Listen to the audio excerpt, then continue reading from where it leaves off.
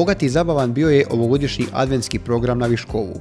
Sve je počelo na blagdan Svetog Nikole kićenjem bora na glavnom gradskom trgu. Nastavilo se sajmom, a kulminacija je bila na Badnjak. Sudjelovali su svi, od dječjih vrtića i škola do onih nešto starijih mještana Viškova.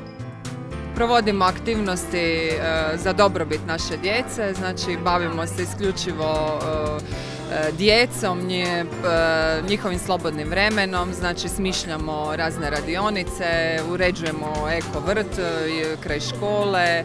Dok djeca plešu, pjevaju i kite bor u centru općine, stariji brinu o ponudi kolača, ali i povijesti Viškova.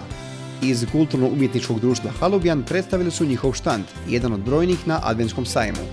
Mi smo članovi Kulturno-umjetničkog društva Halubijan Viškovo, najstarijeg kulturnog društva u području općine Viškovo, i malo šire. Pjevamo jako lijepih pjesama i vidi se tu i da dobre kolače znamo peć, pa tražimo i ljude neka dođu i kupiti koji kolačić. Za Badnjak pak na rasporedu je bila tradicionalna marenda s mještanima.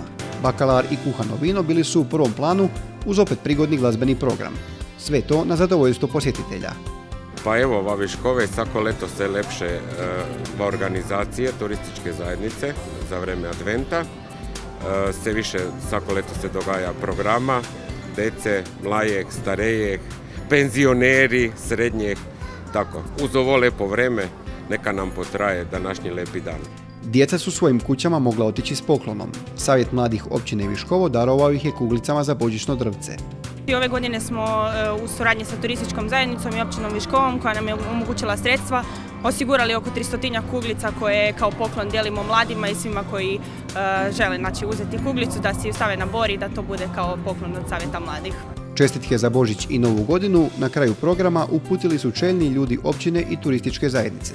Želim svima za blagdanskim stolom puno mira, sreće i ljubavi u svojim obiteljskom okruženju, među svojim prijateljima, a na poslu želim snage, razboritosti i mnogo sreće i da nam 2017. svima bude dobra, lijepa i ugodna. Želim svim mještanima općine Viškovo, odraslima, djeci, svima želim puno sreće, puno zdravlja, puno ljubavi i da cijela sljedeća godina bude svima jako dobra, da se ostvare svima one male želje jer male stvari čini život velikim. Evo, hvala svima na dosadašnjoj suradnji, nadam se da ćemo surađivati u 2017. i dalje, da ćemo svi biti sretniji i zadovoljniji.